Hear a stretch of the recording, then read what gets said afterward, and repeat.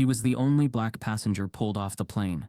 No explanation, no apology, just a single officer's whisper. Security risk. Cameras rolled as the cabin watched in silence, their eyes avoiding his. But when his laptop hit the floor, and a secret document slid into view, everyone gasped. What did he know that made them drag him away?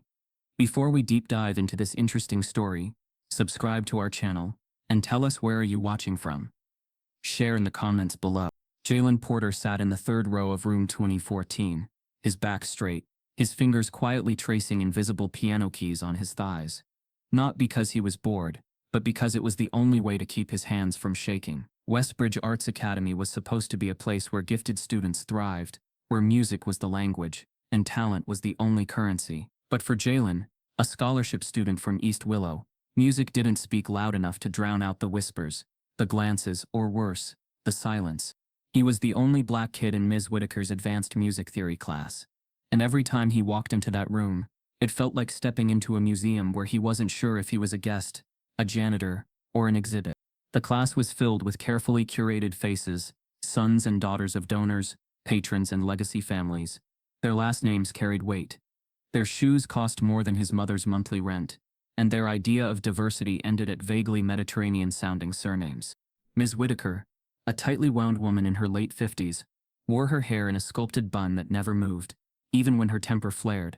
She spoke with clipped precision, the kind that made compliments sound like judgments and feedback feel like cross-examinations. She had perfect pitch, a doctorate in musicology, and a distaste for affirmative action disruptions, as she once called them, not directly to Jalen, but loudly enough during a faculty meeting that someone had repeated it to his mother.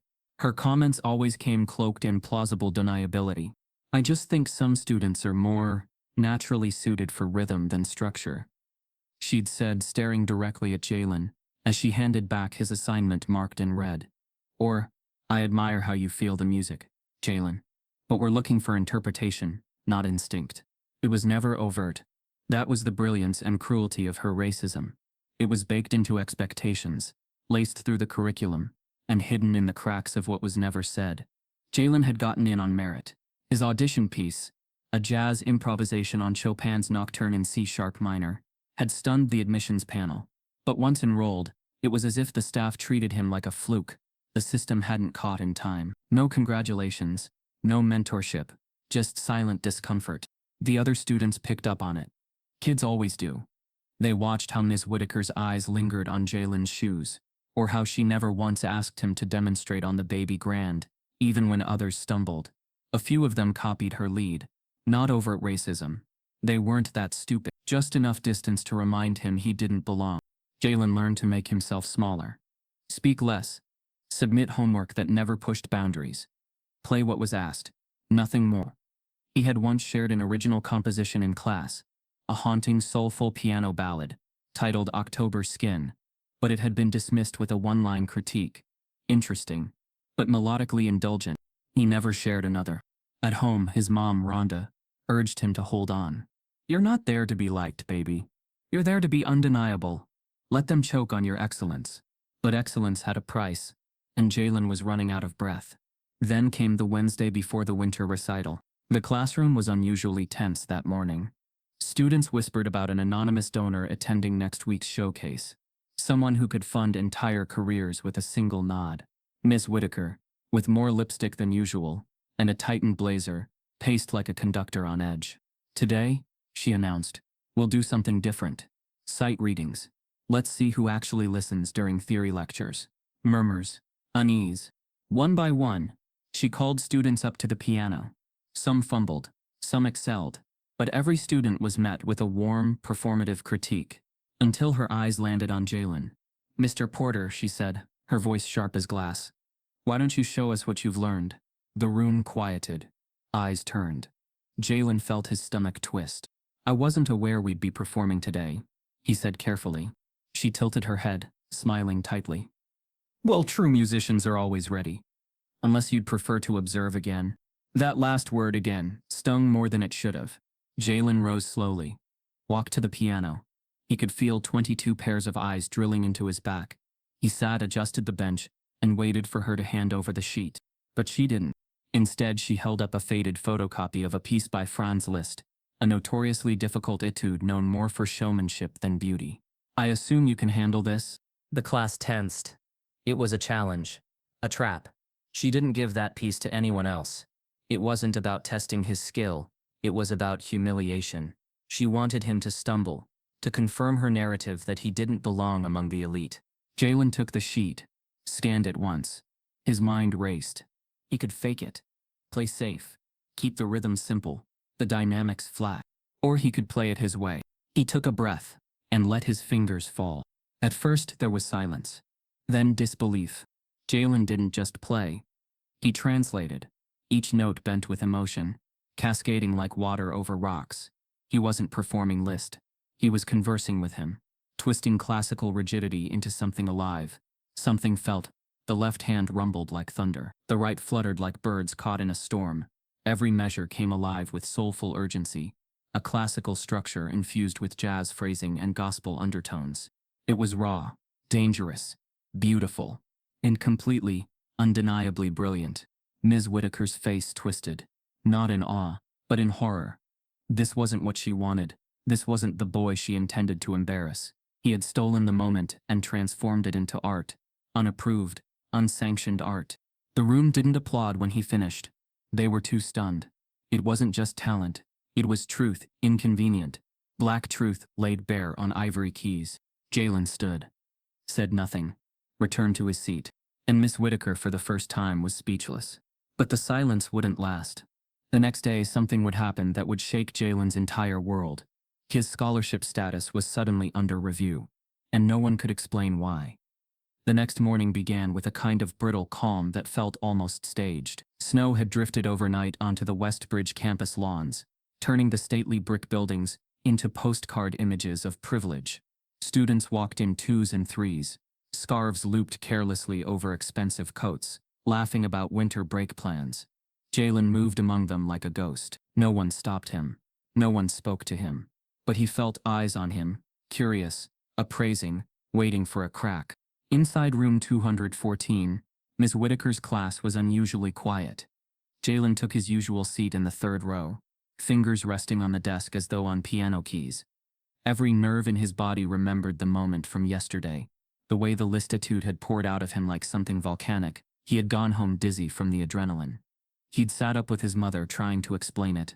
"She set you up, baby," Rhonda had said, pouring chamomile tea into a chipped mug. "She wanted you to fail." "I know," Jalen had whispered. "But I didn't." Rhonda smiled, but her eyes were tired. "That's why they'll come for you harder now. Excellence don't always protect us. Sometimes it makes us a target." Her words echoed now as he stared at Miss Whitaker. She was at the piano, shuffling sheet music, her posture stiff. She didn't look at him, not once, but the students had questions. They whispered behind cupped hands.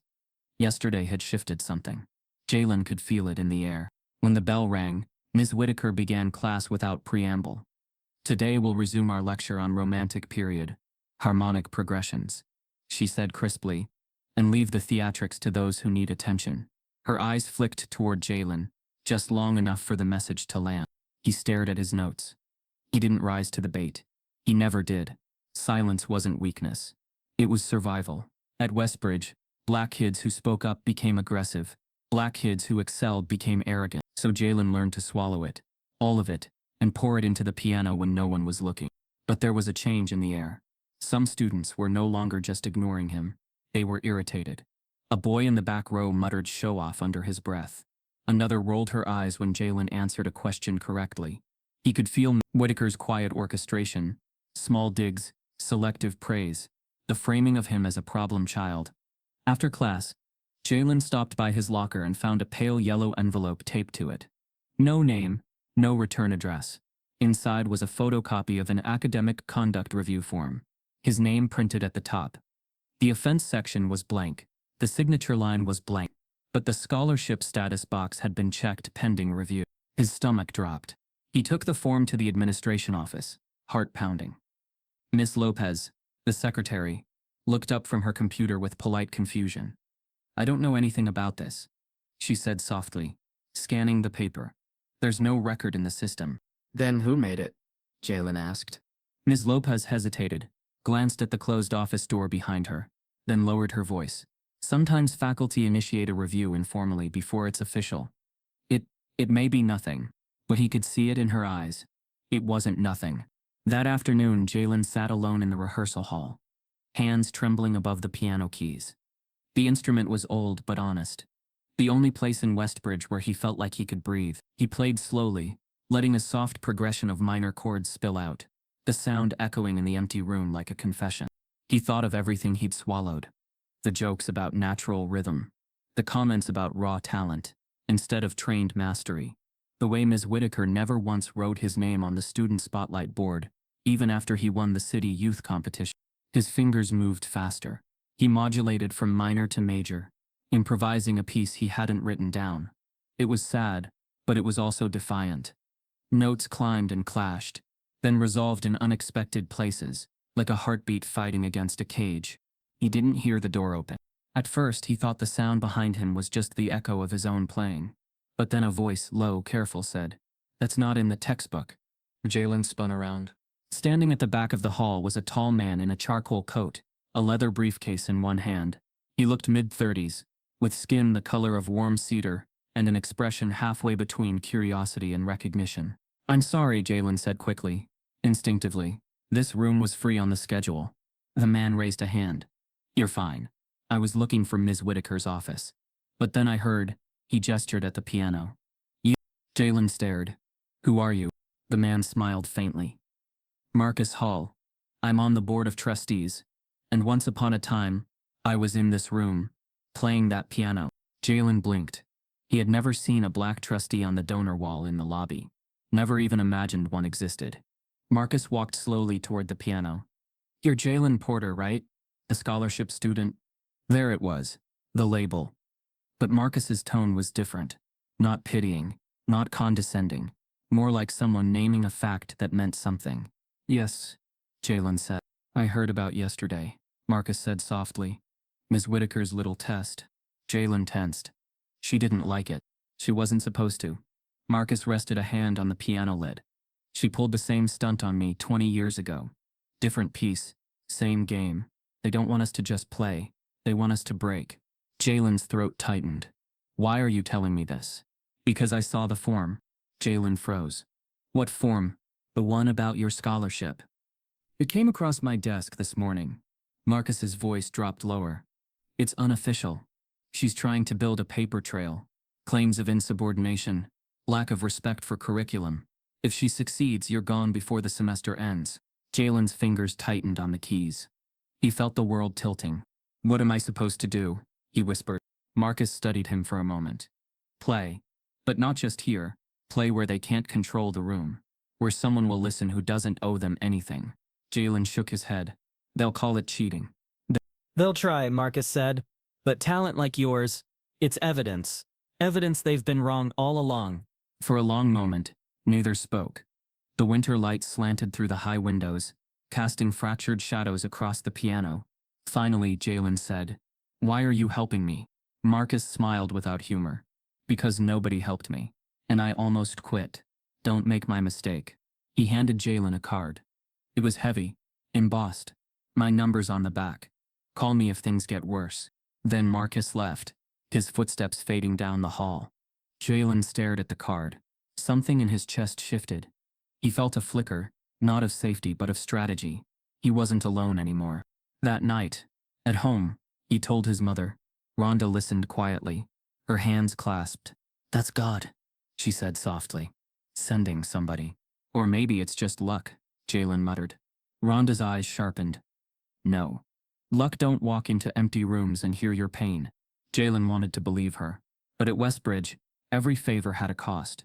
He stared at the card again, wondering if he'd just stepped into another trap. The next morning, when he arrived at school, something had changed. Ms. Whitaker was smiling. Not her usual brittle smile, but something colder. She announced that the winter recital order had been finalized. And Jalen's name was missing. He raised his hand. "I wasn't on the list." Ms. Whitaker tilted her head. "Oh, didn't you get the email? You've been reassigned to technical support for the recital. Setting up chairs, tuning instruments. A valuable contribution." A ripple of laughter spread through the class. Jalen felt his ears burn. But I was supposed to. You were supposed to follow guidelines, Ms. Whitaker interrupted smoothly. And perhaps next semester you'll have another chance. He sat down slowly, heart pounding. The yellow envelope. The missing recital slot. It was happening. But as he lowered his gaze to his desk, he noticed something under his notebook. A folded slip of paper. No name, no signature, just 3 words. Play at lunch. Jalen looked toward the cafeteria across the courtyard and saw a small crowd already gathering around the old upright piano there, phones out, waiting for something they weren't supposed to see. The cafeteria piano was older than most of the students at Westbridge, a chipped upright tucked in the corner beside the vending machines, mostly ignored except for the occasional lunchtime curiosity. Today, though, it had become the center of something strange. A semicircle of students gathered around it like they'd been given secret instructions, phones clutched loosely, cameras discreetly aimed, eyes darting. Jalen stood by the courtyard doors, the slip of paper still clutched in his hand. Play at lunch. No name, no explanation. But someone had planned this. Someone wanted him visible, in a space where Ms. Whitaker couldn't control the narrative. His heart pounded. If he stepped forward, he was risking everything. The scholarship review, the recital exclusion, the silence Ms. Whitaker had worked so hard to impose. But if he turned away now, he'd be shrinking again, folding in on himself the way they wanted. He crossed the courtyard without looking back. The moment he touched the piano, conversations dimmed. A few students raised eyebrows. One of them, Claire Morrison, daughter of the dean, whispered something to her friend, who snorted. But no one stopped him. No teacher appeared. He took a breath and placed his hands on the keys, like old friends reunited in enemy territory. He played nothing flashy at first, just soft, bluesy arpeggios, slow and deliberate, a melody that bent with sorrow and resilience. It wasn't a challenge. It was a confession. His pain, his anger, and the tightrope he walked every day, wrapped into notes that didn't ask for permission. By the second minute, the cafeteria had quieted. More students approached. Phones rose like witnesses. Some recognized fragments of the composition. A reimagined jazz take on a classical piece Ms. Whitaker had once dismissed as overinterpreted. But this version made it ache. And then, just as the last chord faded, someone clapped. One person. Then another. A few more followed. Jalen stood. Said nothing. Walked away before it could turn into anything more. Let them sit in their confusion. Let the moment speak louder than his silence. But by 5th period, it had reached Miss Whitaker. He didn't see her until the last 5 minutes of class. She entered without a word, nodded at the substitute and stood by the whiteboard, arms crossed. Well, she said, glancing at the clock. Since we have a few moments left, I'd like to address something. Jalen felt it before she said a word. The trap was coiled beneath her tone.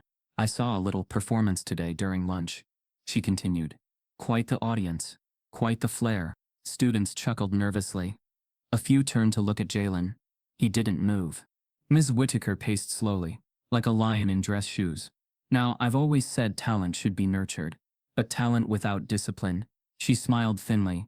That's just noise. She turned to face him directly. Mr. Porter, since you're so eager to share your gifts, why don't you come up here and give us all a little impromptu demonstration? He hesitated. Is that a problem? She asked, eyebrows raised. Jalen stood slowly. Not because he wanted to, but because he knew saying no would give her everything she wanted. The class was completely silent. He walked to the front. She gestured toward the room's upright piano, a polished, newer model brought in last semester. Still gleaming. Still hers. Anything you like, she said sweetly. He sat, hands on the keys, breath steady. But before he could press a note, her voice came again, soft, low, and sharpened like a knife. I mean, you people always have rhythm, right? Silence. Then laughter. Not from everyone, just enough to sting. Jalen froze. His hands hovered over the keys. It wasn't a joke. Not really. But it was said like one, coated in sarcasm, sweetened with plausible deniability. Her voice carried that performative innocence that made it dangerous to challenge. She could claim it was humor, a misunderstanding, and anyone who called it out would be accused of reading too much into it. Jalen didn't laugh. He didn't blink. But something inside him curled tighter. She stepped back, satisfied, and nodded for him to begin. He stared at the keys. What did she want? Another moment like yesterday? A performance she could mock this time? Or something she could reduce to a gimmick? The black kid with rhythm dancing on demand? But instead of playing Liszt or Bach, or one of her approved pieces, he began with silence. Then a single note, a low A, then another, a minor third up, then a fifth. He built the chord like scaffolding, and then he fractured it. Jalen launched into a percussive, polyrhythmic storm of chords, fingers flying, syncopation layered like jazz over classical structure. The piece wasn't in the syllabus, it was original, unapologetically complex, built from pain, built from fury. The notes clashed, and resolved, shifted keys, rewrote the rules she'd tried to chain him to. And through it all, he never once looked at her. He didn't have to. The room spoke for him, stunned silence, wide eyes, mouths parted. When he ended, there was no applause. Just wait. Ms. Whitaker cleared her throat. Thank you, Mr. Porter. That was ambitious. Jalen returned to his seat. His chest was tight, his face calm. She wasn't done. As educational feedback, she added lightly, just remember, music is more than emotion. It's about form, structure, obeying the rules. Jalen said nothing, but she saw it, the shift. She knew she hadn't broken him, and that terrified her more than anything. She turned back to the board to dismiss class, but before she could speak, the door opened. Mr. Gaines, the assistant dean, stepped inside. I need to see Jalen Porter, he said, voice even. Jalen stood. Ms. Whitaker blinked. Is there an issue? Mr. Gaines glanced at her, then back at Jalen. Not for you to decide. The students stared, tension rising. Jalen followed Mr. Gaines into the hallway, heart pounding again. But instead of walking to the office, they turned toward the auditorium. I saw the lunch video, Gaines said quietly. You played Kaleidoscope Fugue, right? Jalen nodded. Wary. You wrote that? Yes. Gaines exhaled. The donors are coming early. One of them wants to hear you play. Jalen stopped walking. What? There's a private pre-recital tomorrow. Miss Whitaker didn't include you. But I have a spot. You'll be last. No announcements. Just play. Jalen's mind reeled. But I'm not on the official. I'm not asking for permission. I'm giving you 5 minutes. They reached the stage door. Gaines paused. One more thing, he said. Jalen looked up. Keep your head down tonight. Miss Whitaker isn't going to like this. That evening, Jalen opened his school inbox and found an anonymous email with one sentence. If you play tomorrow, we'll destroy you. The email sat like a stone in Jalen's inbox, all night. No sender, no subject, just that single line. If you play tomorrow, we'll destroy you. He'd stared at it until his eyes blurred, reading it again and again as if the words would rearrange themselves into something less threatening. They didn't. They never did. In the dim glow of his bedroom lamp, he'd turned his phone off and lain awake, hearing the hum of the radiator, the occasional distant siren, and his mother's muted television in the next room. Every sound felt amplified, like he was already on stage, and the world was listening for him to slip. Rhonda had knocked once around midnight, but he'd pretended to be asleep. He couldn't tell her, not yet. She had enough to worry about. He didn't sleep. He rehearsed. Not at the piano. He didn't even have one at home. But in his head, fingers twitching against the mattress, mapping chords onto air. The piece he planned to play for the donors was still forming, its shape fluid, dangerous, personal. He'd written it between the lines of Miss Whitaker's assignments, a melody that broke rules she loved to enforce. By morning, his eyes were red, but his back was straight. He walked into Westbridge with his shoulders squared, like he was stepping into a courtroom instead of a classroom. He'd learned long ago how to make himself unreadable, how to walk past whispering students without flinching, how to lower his voice without losing his point. Survival had a posture. At lunch, the cafeteria buzzed with rumor. The lunch performance from yesterday had already spread beyond campus. Clips on TikTok, reposted with captions like Prodigy and Who is this kid, had thousands of views. Some comments were supportive, others were poisonous. Jalen didn't look. He just walked straight to his table, sat and kept his hands still. Ms. Whitaker entered the room during fourth period like nothing had changed. But Jalen noticed it, the way she paused a fraction too long at the door, the quick flicker of irritation in her eyes before she composed herself. She wasn't used to losing control of a narrative. Today, she announced, we're going to practice recital etiquette. Presentation is everything. The students murmured, bored. Jalen stayed silent. Ms. Whitaker smiled, that brittle smile. And Mr. Porter, since you've been so eager to showcase your talents lately, you'll demonstrate for us, right now. The words landed like a gavel. Jalen rose. Slowly. Each step to the piano felt heavier than the last, like walking uphill through invisible water. He could feel the room behind him. Whispers, side eyes, little smirks. He sat, adjusted the bench, stared at the keys. He didn't come here to impress. He came to survive. The piano itself was beautiful. A polished Steinway, recently tuned, gleaming under the fluorescent lights. It wasn't his, but it responded to his touch like it knew him. Miss Whitaker folded her arms. "Any piece you like, Mr. Porter," she said sweetly. "Show us how it's done." He inhaled, exhaled, and then he began. At first it was soft, almost hesitant. A simple motif in D minor, like a thread being pulled through cloth.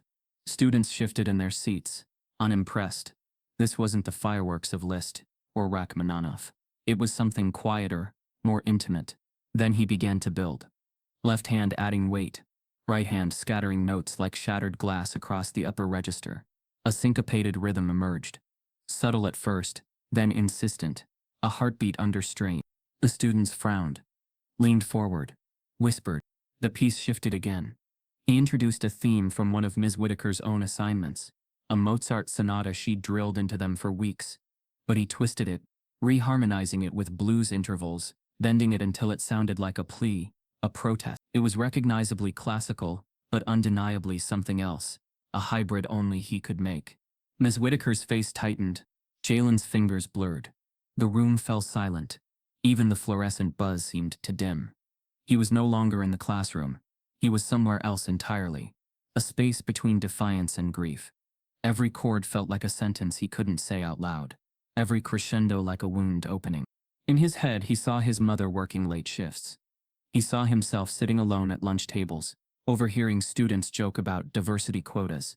He saw Ms. Whitaker's smirk, as she said, "You people," and he poured it all into the keys, turning humiliation into architecture, pain into something that refused to disappear quietly. By the 2-minute mark, the air had changed. Students who'd been recording on their phones had lowered them, eyes wide. A girl in the back, someone who'd laughed yesterday, now looked down. And still, Jalen played. He built the piece to a peak, hands crossing over, striking dissonances that threatened to collapse but resolved at the last possible second. It was risky, unpredictable, alive. The room held its breath. Then 90 seconds in, he did something no one expected. He stopped. Not a gradual decrescendo. Not an ending. Just silence. The chord hung in the air, unresolved, a question mark made of sound. Jalen's hands hovered above the keys but didn't touch them. The students gasped. Someone whispered, "Is that it?" Ms. Whitaker opened her mouth, ready to pounce. And then without warning, Jalen struck a single note. High, bright, like a bell cutting through fog, and launched into the final section. It was nothing like the first. A furious, cascading run that quoted her words, the rhythm she mocked, turned into a motif, repeated, built, transformed into something towering. He looped it, accelerated it, layered chords beneath it, until it sounded like a storm swallowing the room. The students gasped again. He ended not with a flourish, but with a single soft chord, low and unassuming. Then he stood. The room stayed frozen. Even Ms. Whitaker didn't speak. He walked back to his seat, every movement measured. His chest was tight, but his face was calm. He knew he'd done something irreversible. Ms. Whitaker finally found her voice. "That was certainly creative," she said, her tone brittle. "But please remember, Mr. Porter, this is an academic environment, not an open mic night." No one laughed. She cleared her throat. "All right, everyone. Back." The classroom door opened. Marcus Hall, the trustee, stepped inside. Not in a suit this time, but in a simple dark sweater, a folder under his arm. He scanned the room, eyes landing on Jalen. "I hope I'm not interrupting," he said. Ms. Whitaker blinked. "Mr. Hall, this is a closed—" "I'm aware," Marcus said smoothly. "But I'm here on behalf of the board. We're doing a surprise audit of the music department." A ripple of murmurs. The students exchanged looks. Ms. Whitaker's smile flickered. Marcus stepped closer to the piano. "We've been reviewing footage from yesterday's cafeteria performance," he said, voice steady. "We're impressed. Jalen sat frozen. He hadn't known the board would act this quickly. Marcus turned to Ms. Whitaker. I understand Mr. Porter isn't on the recital program. That's correct, she said too quickly. Due to disciplinary concerns. Marcus raised an eyebrow. Interesting. Because the donors have specifically requested to hear him tomorrow. Ms. Whitaker's jaw tightened. I wasn't informed. You are now. The students sat in stunned silence, watching a power dynamic tilt in real time. Marcus handed Jalen a small envelope. Your official invitation, he said. You'll be closing the pre-recital set tomorrow. Jalen took it, fingers trembling. Thank you, he whispered. Marcus gave him a small, unreadable smile. Don't thank me yet. Just play. He turned and left without another word. Miss Whitaker stood frozen for a beat too long, then forced a laugh. Well, looks like we'll all have a busy day tomorrow, she said lightly, but her voice was thin. Jalen sat back down, staring at the envelope. He could feel every eye on him, but it wasn't the usual contempt. It was something else. Curiosity, maybe even respect. But under the desk his phone buzzed. A new message. Last warning. Don't play. When he glanced up he caught Claire Morrison, the dean's daughter, lowering her phone, her eyes on him like she knew something he didn't. The envelope from Marcus Hall still sat unopened in Jalen's bag by the time the final bell rang. He hadn't dared to look inside. Not because he was scared of what it said. He already knew he'd been officially added to the pre-recital performance, but because that small piece of folded paper felt like a threat to the entire system around him. A black boy who wasn't just good for his background, but undeniably excellent. That kind of brilliance didn't make them proud. It made them suspicious. As he moved through the hallway, students parted like they didn't know whether to admire him or avoid him. Some offered forced smiles.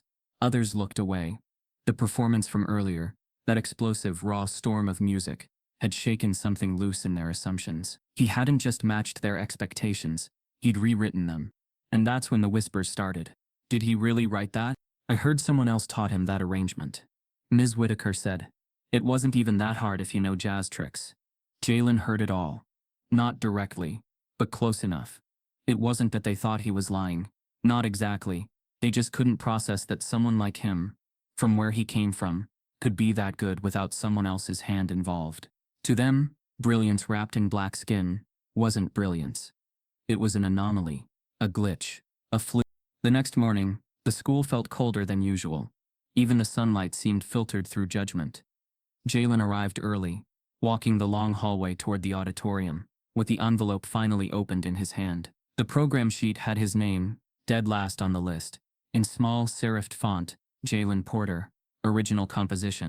No fanfare, no credits, just a slot.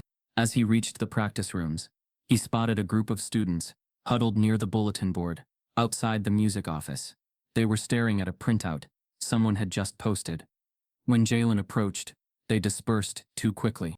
The paper was a photocopy, a spreadsheet titled Skill Competency Scores, unverified. His name was on it, with a series of scores so low it looked like a joke. Below it was a line in bold.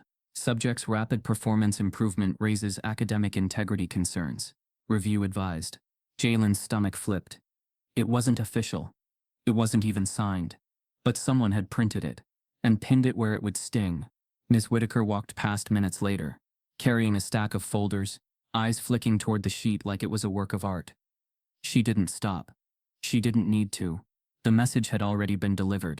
Later that afternoon, he sat outside the auditorium, headphones in but no music playing. Just white noise to block out the flood. Marcus Hall sat beside him, without asking. She's trying to corner you, Marcus said, calm but firm. Discredit you before you ever touch the keys. Jalen didn't look up. It's working. She did it to me, Marcus added. When I got a perfect score on my senior project, she said my uncle must have helped me. I didn't even have an uncle. Jalen let out a breath that wasn't quite a laugh. You have two options, Marcus continued. Let the doubt bury you, or make them choke on their words. She's calling me a fraud, Jalen whispered. She's doing everything but saying the word. She won't say it. That's the game. If she said it, you could call it what it is. So she wraps it in policy, concern, rigor. That's how institutions stay clean, while their bias gets dirty. Jalen leaned back, eyes on the ceiling tiles. How do you fight that? Marcus looked at him. You don't fight it on her terms. You walk in, sit at that piano, and you give them something so honest, so undeniable, it becomes proof. Not just that you belong, but that they were wrong the whole time. It sounded poetic, but Jalen knew what Marcus wasn't saying. Sometimes, even proof wasn't enough. Back in class that day, Ms. Whitaker had a new tone, overly formal, coldly professional. She didn't mention the spreadsheet.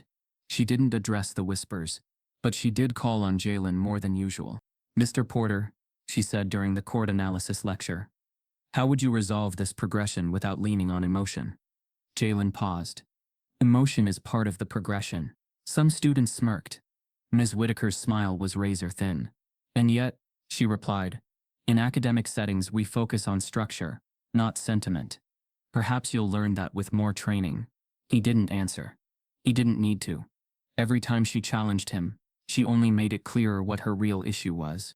That evening, Jalen went to the basement practice studio, the only place no one else bothered with. The school had upgraded all the upstairs rooms, leaving the old ones to rot, but the keys still worked. The silence helped him think. He played for hours, not to prepare but to remember. He remembered being 7, sitting on a broken keyboard at his cousin's apartment, figuring out gospel chords by ear. He remembered watching YouTube videos of jazz legends, mimicking their hands. He remembered the night he stayed up writing his first piece after his father didn't come home, the way music filled in the words he couldn't say. That's where his talent came from. Not theft, not luck, life. The same life they tried to subtract from his story. The next morning was the day of the pre-recital. He walked onto campus with his hood up, headphones in. He didn't want to talk. He didn't want pep talks. He didn't even want to be brave. He just wanted to be heard. But as he approached his locker, he saw a familiar face, Claire Morrison, Dean Morrison's daughter, senior, violin prodigy, Westbridge royalty. She stood with her arms crossed, watching him. "Big day," she said. Jalen nodded cautiously. "I guess. I heard you're closing," she added, not smiling. He didn't respond. Claire tilted her head.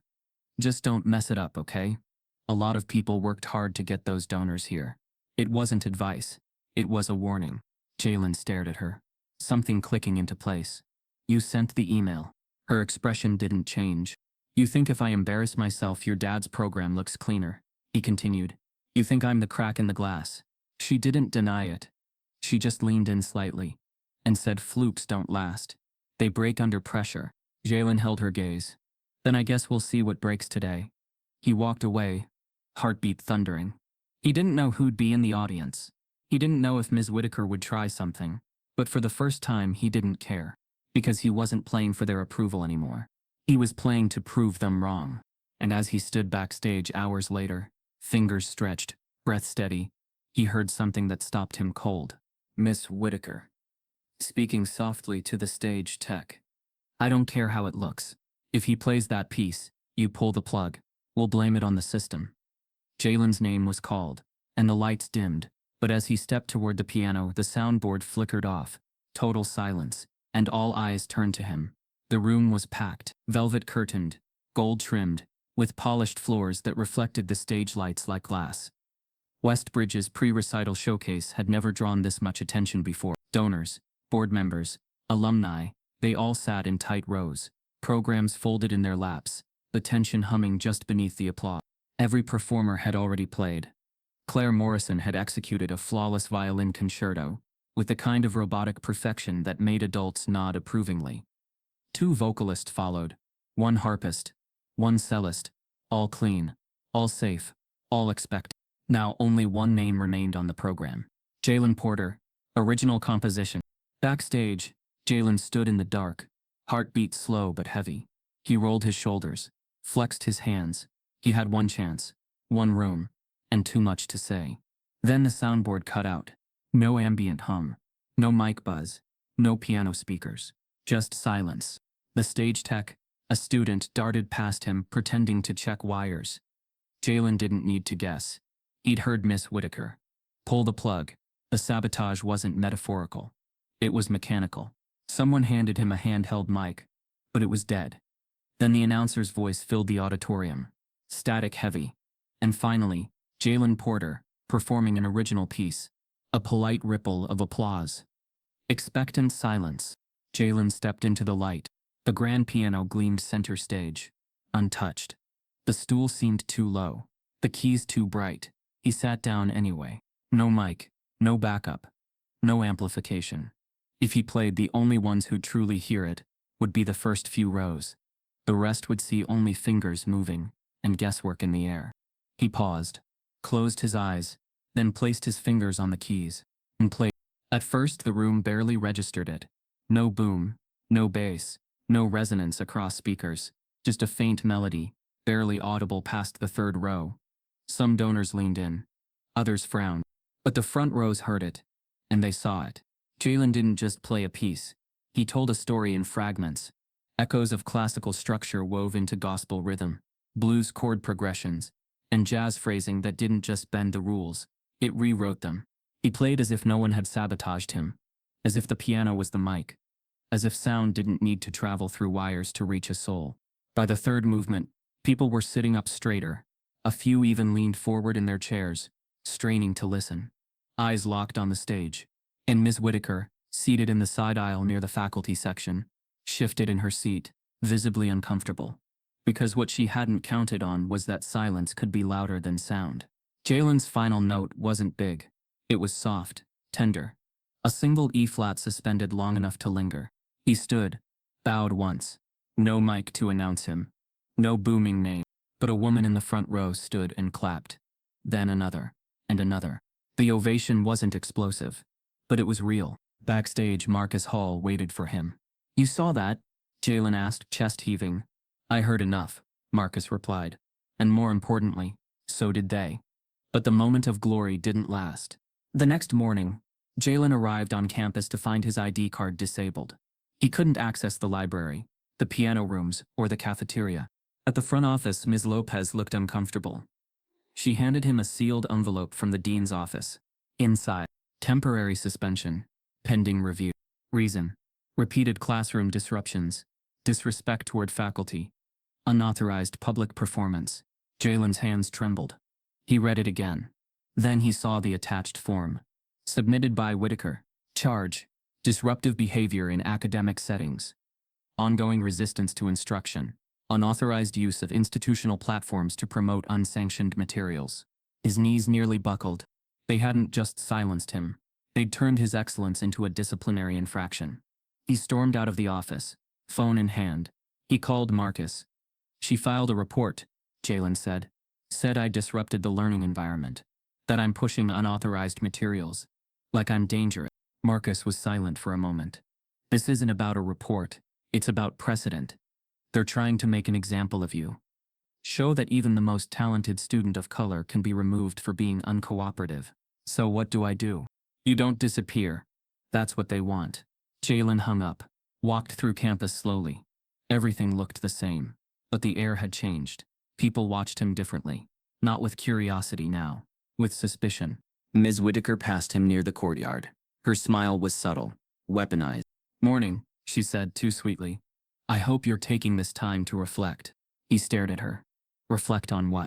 "On the difference between performance and professionalism," she replied, not breaking stride. "Talent means nothing without obedience." There it was.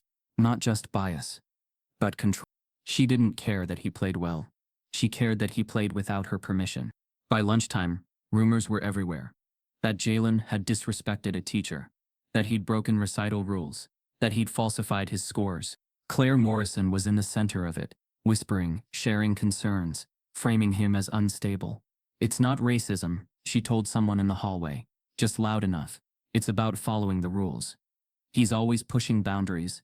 The next day, Jalen was formally removed from the recital program.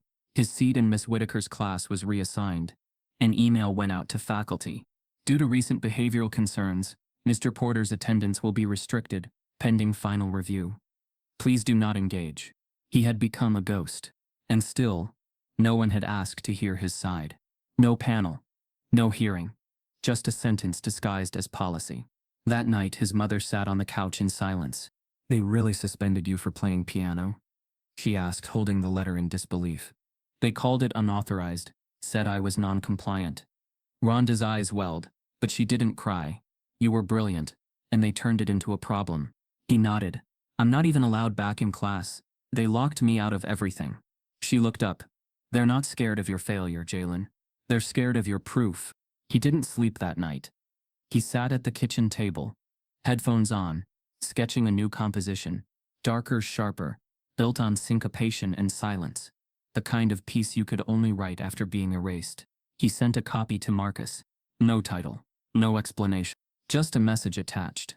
If this is how I go out, I'm going loud. The next morning, a message appeared on Westbridge's internal student portal. From a private, anonymous student account. A link. Leaked. Jalen Porter's suspension documents, and why they're false. It included a scanned version of the disciplinary form, side by side with recital performance times, policies, and audio recordings from earlier in the year, including Ms. Whitaker's quote, "You people always have rhythm." Students flooded the comments. She really said that? He got suspended for playing. I knew something felt wrong. Claire Morrison tried to shut it down. This is private faculty business. It's being taken out of context. But it was too late. Momentum had started. Eyes were opening. And at the bottom of the leak, another file had been attached. A video clip. Grainy, but clear. Ms. Whitaker backstage. Saying, "If he plays that piece, you pull the plug. We'll blame it on the system." That night, the school's board announced an emergency investigation. But by morning, Ms. Whitaker was already gone. Packed up. Office empty. No note. No goodbye.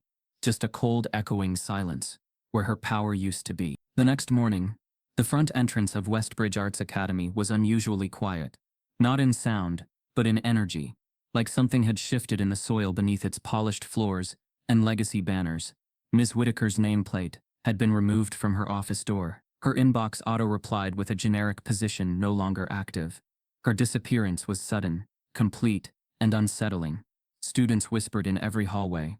Teachers avoided eye contact. Even the custodial staff moved with caution, like they were afraid of being blamed just for witnessing something. But Jalen noticed what was missing. Not a single person had apologized. No public statement. No school-wide acknowledgement. No voice from the podium saying, "We failed you." Instead, the academy closed ranks. That morning, Jalen was called into the main office by Principal Damon Whiteley, a man known more for charm at fundraising galas than connection with students. His suits were sharp. His words were smoother. But behind the charisma was a man built for survival, not justice. Jalen sat across from him in the overly tidy office, the suspension letter still in his backpack, now meaningless after the leak had gone viral. "Jalen," Whiteley began, voice as warm as ever. "I want to start by saying, I admire your resilience." Jalen stared. "But," Whiteley sighed, folding his hands neatly on the desk. "But there's been a lot of disruption lately. Tensions, division among faculty. Students are confused." "I didn't cause that," Jalen said quietly. "I'm not saying you did."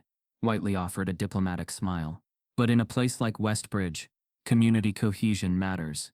Reputation matters. Donors are watching." There it was. The code. "You mean I embarrassed you," Jalen said, voice flat. The principal didn't deny it. "We want every student to thrive, Jalen. But sometimes we also have to ask hard questions about fit." "Fit?" Jalen echoed. Whiteley leaned forward slightly. "Whether this is the best environment for you, emotionally, academically, whether our program lines with your style of expression." Style of expression. That's what they called it now. Not blackness, not resistance, not excellence, just a style too disruptive for the comfort of legacy. "Are you asking me to leave?" Jalen asked. "No, of course not." Whiteley smiled again. "But if you chose to pursue an arts path somewhere more tailored to your experience, the board would support a transition. We could even help you apply for placement elsewhere." Jalen blinked. "You want me to transfer? I want what's best for you." But what he really wanted was silence. "I didn't break anything," Jalen said, his voice tightening. "I followed the rules. I played their music. Then I played mine. And the second it made them uncomfortable, I was the problem." Whiteley softened his tone, the way adults do when they want to seem gentle while being cruel. "Jalen, talent can't excuse disruption. You need to ask yourself if this is still the right space for you." Jalen stood. "You already answered that." Outside the office, students watched him pass like he was walking through glass. They didn't know how to look at him anymore. He wasn't a cautionary tale. He was something worse. Proof that you could do everything right and still be told you didn't belong. By lunch, the whispers shifted again. He pushed her out. He leaked the files. He embarrassed the school. He's probably suing. None of it was true. But truth didn't matter. At Westbridge, reputation was the currency, and Jalen had become radioactive. Marcus Hall sent a text. Stay steady. They're rattled. But it didn't help, because rattled or not, they were moving to erase him, in polite, procedural ways. His extracurricular slots vanished from the roster. His mentorship sessions were posted. An anonymous parent group sent an open letter to the board, citing concerns about politicizing the arts curriculum. And through it all, no teacher, not a single one, came to his defense. Not until Friday. That afternoon, Jalen returned from gym to find a thin, dark green folder taped to his locker. No name, no label, just one word handwritten in sharp, narrow ink. Read. He scanned the hallway. Empty. He peeled the folder off and opened it slowly. Inside, scanned copies of internal emails. Dozens of them. All tied to Ms. Whitaker, Claire Morrison, and shockingly, Principal Whiteley. One stood out immediately. From M. Whitaker to C. Morrison. Subject: Porter problem. If the board starts looking too closely at that performance, we'll lose funding. The last thing we need is another viral mess. If your father can keep the recital roster closed, we won't have to risk emotional outbursts on stage. I've already flagged his progress reports, just in case we need backup. Jalen's mouth went dry. Attached beneath it, Claire's reply. Already working on it. We'll call it a scheduling oversight. If he escalates, Dad can initiate a non-academic withdrawal review. We'll frame it around emotional volatility. Easy. And below that, another forward from Principal Whiteley himself. To M. Whitaker, Dean Morrison. Reporter, let's keep the conversation internal for now. If this escalates, we can fall back on fit concerns. Push for a voluntary exit. We can't afford another reputation crisis during endowment season. Jalen read the email 3 times, hands shaking. They hadn't just tried to silence him. They'd planned it. They'd used his talent as a weapon against him. Weaponized politeness. Weaponized policy. Weaponized perception. It had never been about conduct. It had always been about control. The last page in the folder was a typed note. If you're reading this, someone still believes in truth. Share it. Or don't. Just know they've been playing chess. Time to make your move. No signature. No clue where it came from. But Jalen felt something shift. For the first time, he didn't feel alone in the building. He walked straight to the tech lab, scanned the pages, and uploaded everything into a private drive. Then he sat in the quiet, staring at the screen. The world always told him to be excellent. But no one had prepared him for the cost of being undeniable. He pulled out his phone, opened social media, started typing. But before he could post, a new email arrived in his inbox. From Claire Morrison. Subject: We need to talk now. Jalen opened the email and saw an attached audio file, labeled Whiteley Donor Call.mp3. The preview line read, "If this gets out, we'll lose everything. That boy can't stay." Jalen stared at the email from Claire Morrison one more time, then opened the attached Whiteley Donor Call MP3. The audio file crackled to life. A male voice, hushed, urgent, came first. Then the unmistakable tones of Principal Whiteley discussing that boy in calm corporate cadence. "Yes, they're pushing for him to remain in the program," Whiteley said. "But if a few donors raise concerns, we'll have to give in. We can't afford a spectacle. The optics are bad." Another voice, female, replied. "Ms. Whitaker's grilling him now. If he breaks, we can say it's for his own good. The board will back us." Jalen's heart pounded. He leaned forward. Every syllable felt like a punch. It was one thing to read emails. It was another to hear the voices. The tone, the intention, the cold certainty behind the schemes. He hit pause. But Claire had already sent another attachment, a zip file. Inside were folders labeled Recordings Whitaker, staff memos, donor notes. The largest folder, Recordings Whitaker, contained multiple audio clips. Jalen opened the first. It was Ms. Whitaker, backstage after class, speaking to someone off mic as though the walls had ears, but she didn't care. "He thinks he can break the mold," she said. "We're going to let him try. But when he fails, we'll blame the system. We'll say he refused structure." Then she laughed. A short, cold laugh. "Black student. They expect rhythm. They expect flair. They expect chaos. If we let him play too free, people will call it barbaric. Let him overdo it. Let him stumble. Another clip. Ms. Whitaker in a faculty lounge, sipping coffee, voice hushed. These legacy students pay tuition and donations. They have parents in the board. If Porter becomes a star, they'll question why we let a scholarship kid headliner. We'll lose control. And a third. During a late-night rehearsal, recorded by a student who thought the room was empty, Ms. Whitaker spoke into the darkness. You tell him, follow guidelines, or fall silent. I don't care how talented you are. If you don't submit, we'll fabricate a rationale. Lack of curriculum adherence, non-compliance. You break rules, you lose privileges. Jalen listened to each clip with shock mounting into fury. Ms. Whitaker's plans, her secret narratives, her collusion with Whiteley and Morrison, it was all there. He closed the laptop for a moment and ran his hand over his face. A silence opened inside him, cold and resolute. He reopened the zip. He found a document titled Whitaker Threats Log. It listed dates and times, lunch swap piano, midwin note, counter-narrative potential flagged, recital roster updates, exclude Porter, email exchange with Whiteley redonor optics, suspension paperwork prepared draft.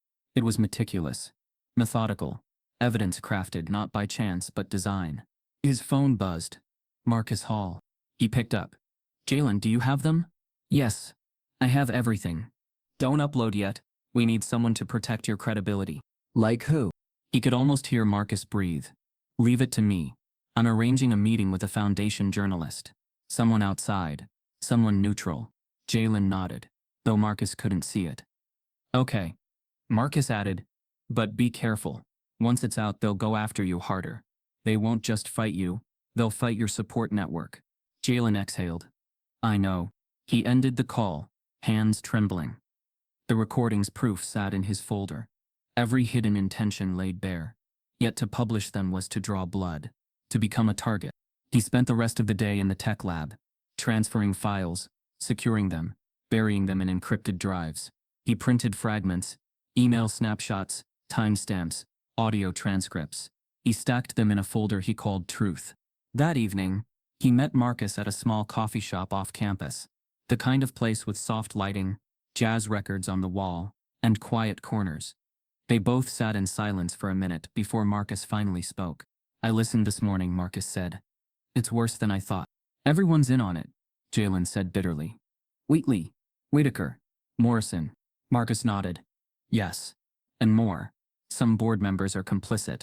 Some donors pulled strings behind the scenes. But this, what you have, can shift the narrative. Jalen looked up. What's the plan? We release selectively, Marcus said. We give the press edited clips. We hold a press conference. We get an advocate, someone with legal weight. Simultaneously, you request a formal hearing, use the evidence, force the school's hand. Jalen's chest tightened. I'm ready. But be smart, Marcus cautioned. They'll try to spin it. Accuse you of defamation, say clips are out of context. They'll muster character witnesses. They'll frame you as divisive. You need allies. Jalen swallowed. I trust you. Marcus gave a firm nod. You won't go at this alone. They left the cafe together, walking into evening light, casting long shadows. In the distance, the Westbridge towers gleamed against the dusk, silent guardians of a system that rarely cracked. That night, Jalen found several unread emails waiting. One was from the anonymous Student Leaks account, the same one that posted suspension docs. It simply said, ready when you are. Another was from a local arts magazine editor, asking if Jalen could meet to discuss the story behind his suspension and leak. One was from Claire Morrison. He hesitated, then opened it. It read, you have two choices, collaborate, and we can damage control. Or go public, and I'll ensure your errors are amplified. There's more in this world than truth. Attached was a screen grab of a social media post. Someone had made a deepfake snippet of Jalen stumbling over a phrase in rehearsal, labeling it proof of inconsistency. A chill ran down his spine. Claire's threat wasn't empty. She had tools, influence, access. He closed his laptop, sat back. He felt cornered, but alive in a way he hadn't in weeks. Because now, the shell game was exposed, and it would not be cancelled. The next morning, Westbridge's lobby was buzzing with activity. Reporters had parked outside the gates. Students crowded near the entrance. Board members flitted in and out. The public had smelled blood in the water. Marcus called him while he walked across campus. Today we move. Jalen checked his phone.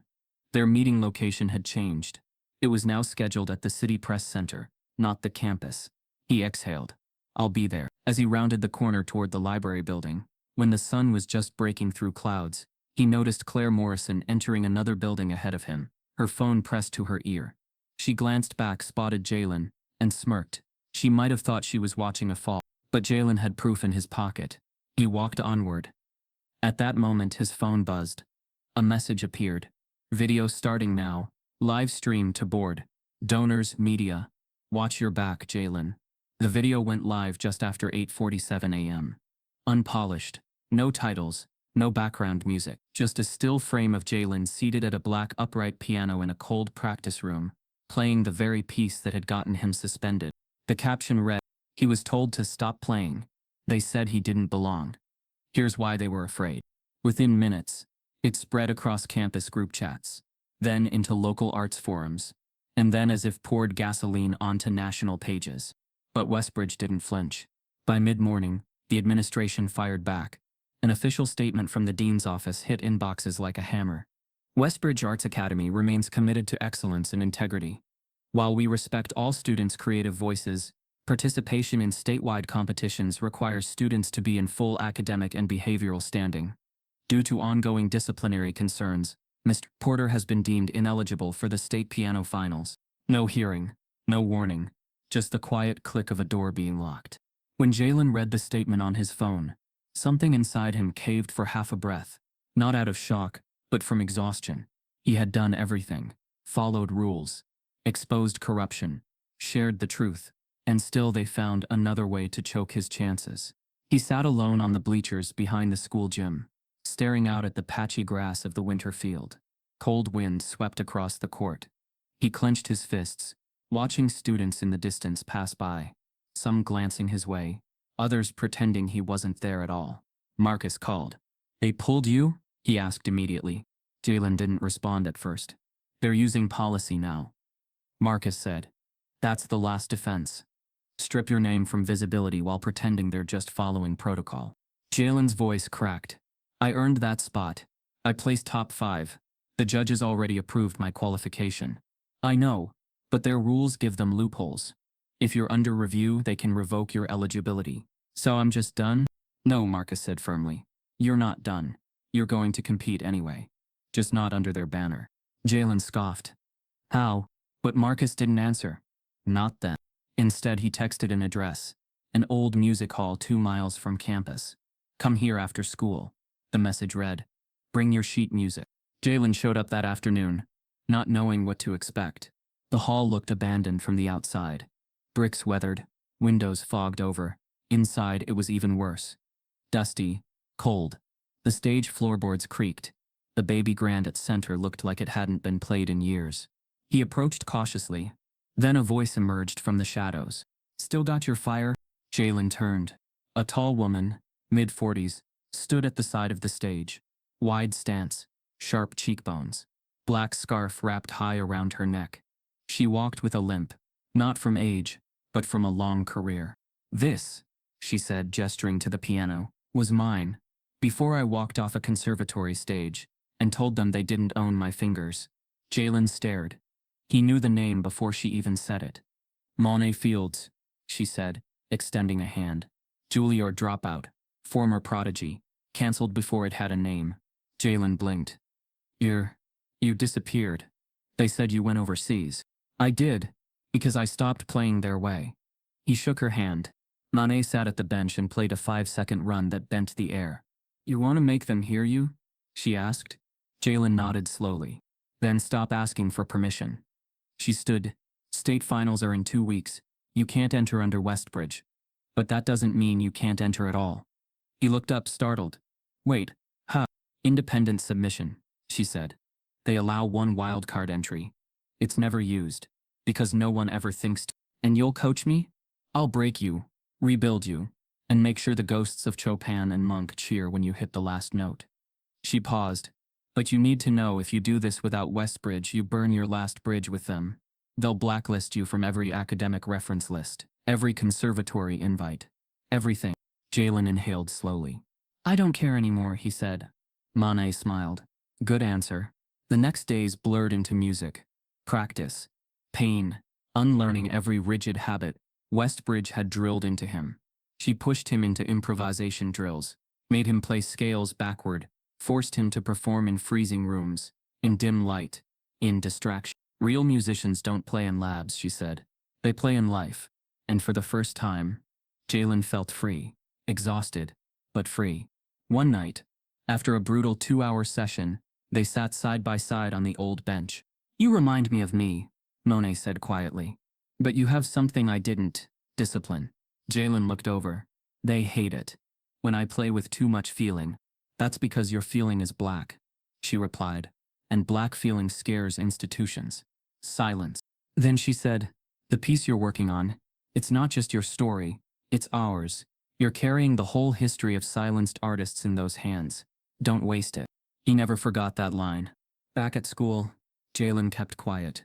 He still wasn't reinstated. Claire Morrison didn't speak to him anymore. Some students who once mocked him now offered silent nods.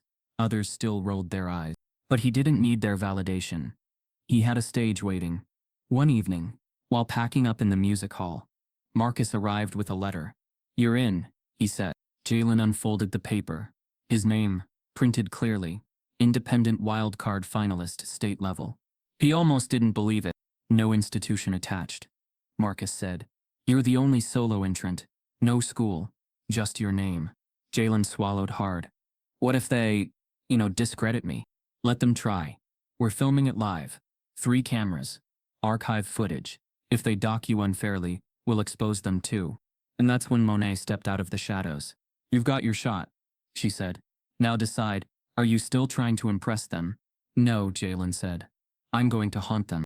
The night before the competition, Jalen couldn't sleep. He stared at the ceiling, heart pounding, fingers twitching. Rhonda came in, holding a folded piece of paper. This came in the mail, she said. No return address. He opened it. Inside was a typed message. Judges have been briefed. You are on thin ice. Anything unorthodox will be penalized. No signature. Just a silent warning. But Jalen didn't flinch. He looked at his mom. They're still trying to stop me. Rhonda sat beside him. They've been trying to stop us since forever. Doesn't mean they'll win. He nodded. The next morning, he boarded the train to the city. No fanfare. No school colors. Just a boy. A piano. And a truth too loud to ignore. Backstage at the state finals, Jalen found his name missing from the official screen, replaced with guest performer TBD. And one judge refused to shake his hand. The day Jalen's name vanished from the official state finals program was the same day Westbridge removed his school ID from the student registry. It didn't make headlines. There was no announcement, no final meeting. Just a quiet database update in a locked student portal like he had never existed. Unenrolled. That's what it said when he tried to log into the school's music archives that week. He stared at the screen, numb. No warning. No meeting with the board. No call to his mother. Just deletion. By the time his classmates found out, it was already done. Some gossiped. Some pretended not to notice. But one thing was clear. Westbridge had cut ties, with surgical precision. And still Jalen played. Not on their stage. Not in their polished rooms. But in the forgotten spaces of the city. Basements, back rooms, abandoned chapels with cracked tile floors and hollow acoustics. That's where Monet Fields took him. This is where I got my teeth, she said one night, leading him down a flight of rusted stairs below an old East End record shop. Every note I played here hurt, and that's how I knew it mattered. The basement was small and cold, with one flickering light and an upright piano missing 2 black keys. Mold clung to the corners. The air smelled like old wood and old stories. And yet, it was holy. Monet made him play for hours. Not just his original composition, but every variation of it. In minor, in altered scales, blindfolded, whispered, slammed. Then she'd play it back to him on her battered keyboard and say, now make it mean something. She broke him open, not to hurt him, but to reveal him. Westbridge taught you to impress, she said. I'm teaching you to haunt.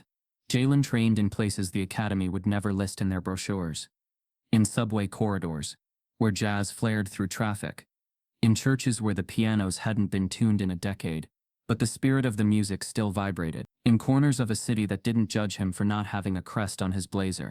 One night, after a brutal 4-hour session in an abandoned studio under a shuttered theater, he slumped against the wall, breath ragged. "I don't know if I'm ready," he whispered. Monet crouched next to him, her voice low.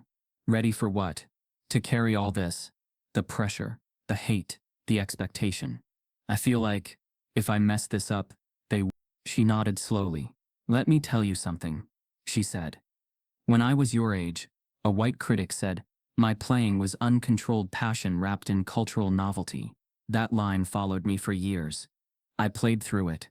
I bled through it. I got banned from 6 conservatories, and I still walked on stage the next night." She looked at him. You don't owe anyone grace. You owe yourself the truth. "So play like your name is the only thing they can't erase." That night, Jalen didn't sleep. He practiced until his knuckles ached. His fingers bled through gauze. He rewrote sections of his piece by memory, by feel, by pulse, and the song changed. It became sharper, riskier. It carried less apology and more defiance. The melody no longer climbed timidly. It stormed its way upward. Meanwhile, Westbridge didn't say his name once. In class, Ms. Whitaker's replacement handed out a revised recital booklet. The slot that once held Porter J. was now Morrison.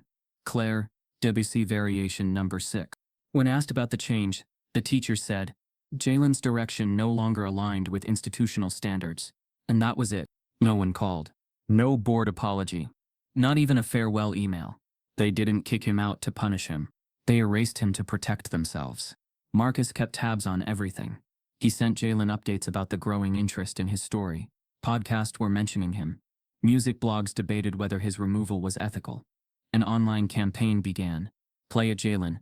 Still, the school held the line. He had no institutional sponsor for the state finals. No private rehearsal studio. No press agent.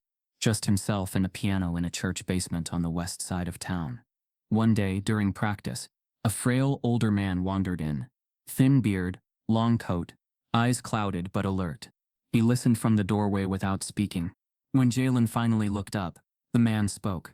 "That's Duke Ellington's ghost in your left hand," he said. Jalen blinked. "Excuse me," I said, the man repeated, stepping in closer. "You're channeling Ellington in the way you bend the seventh. Who taught you that?"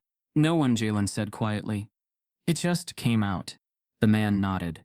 "Good. That means it's yours." He extended a trembling hand. "Name's Franklin Wells. Used to tour with Ahmad Jamal.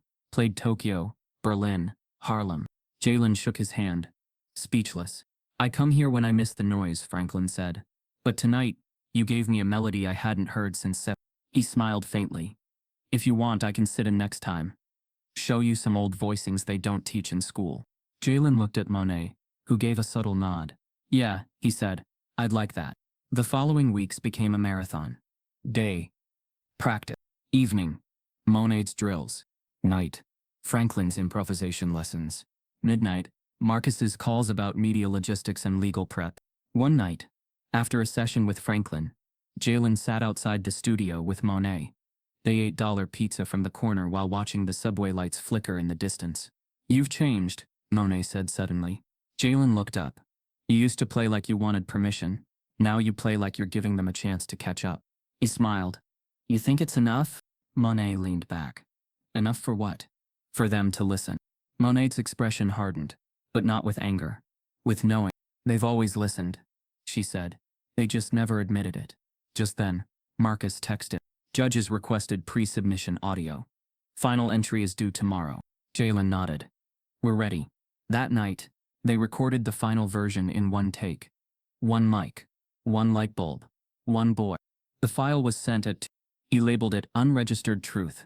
J. Porter. The next morning, Rhonda placed a hand on his shoulder before he left. "No matter what they say tomorrow," she whispered. "You already won." Jalen nodded.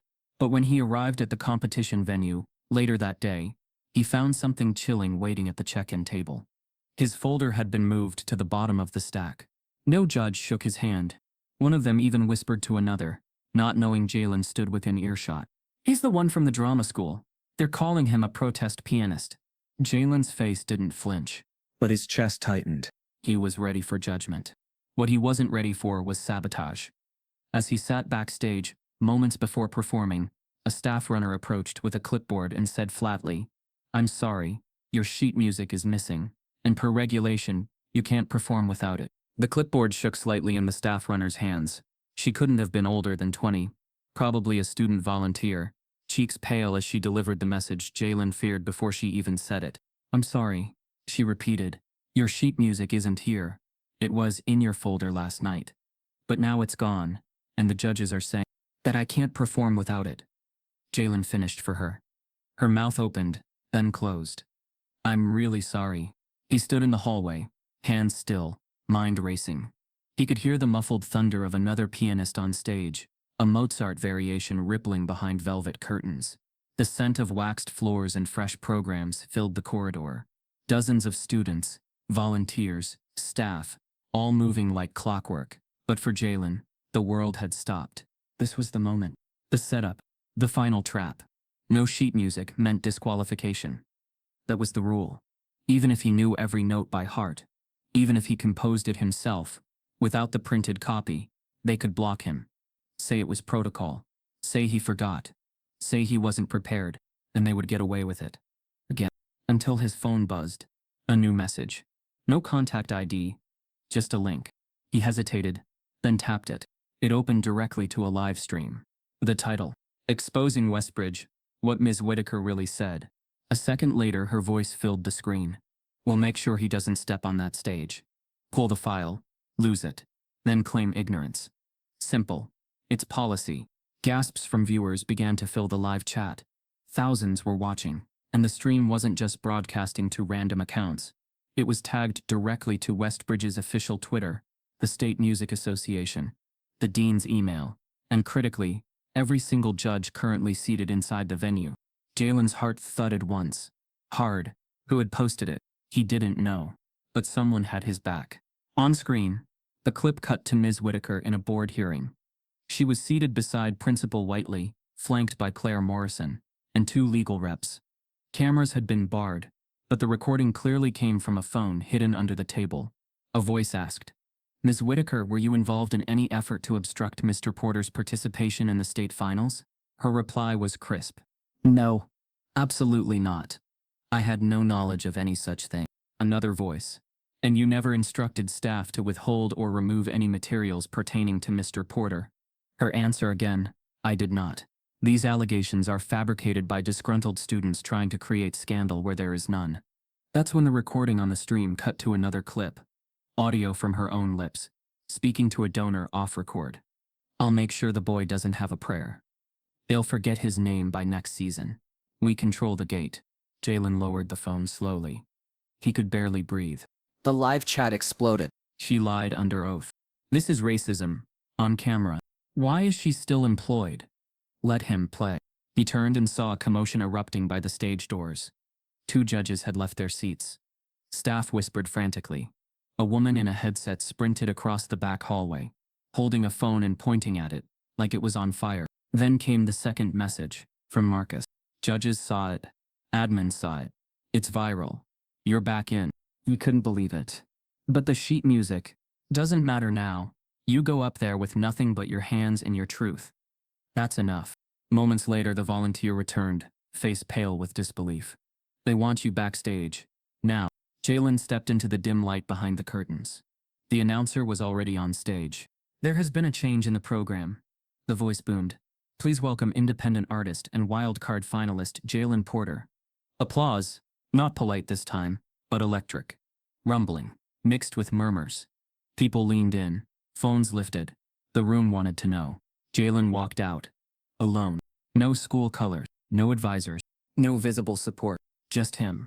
The grand piano shimmered under a single spotlight. A judge in the corner folded her arms. Another clenched his jaw. But a third leaned forward. The one who had refused to shake his hand earlier. Now staring like he saw a ghost. Jalen sat. No notes in front of him. No paper. No script. He placed his fingers on the keys. And remembered what Monet told him. Play like your name is the only thing they can't erase. He began. The first movement was quiet. So quiet that some in the back had to lean in. A delicate triplet motif danced from his fingers, a question mark in the air, then tension. A minor interval, a sharp clash that dissolved into something soft.